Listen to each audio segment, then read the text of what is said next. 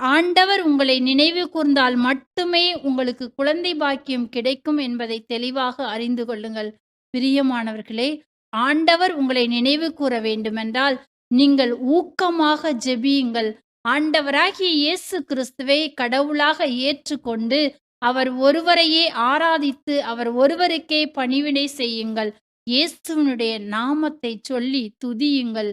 அப்பொழுது ஆண்டவர் உங்களுக்கு ஒரு குழந்தை பாக்கியத்தை கொடுப்பார்.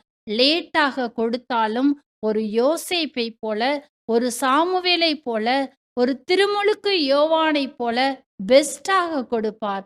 அப்பொழுது உங்களுடைய குடும்பத்திலே சாந்தியும், சமாதானமும் நிலைத்திருக்கும். Praise the Lord. Praise the Lord. Praise the Lord. Praise the Lord. ராக்கேலை நினைவு கூர்ந்ததால் யோசேப்பை பரிசாய் தந்தீரே.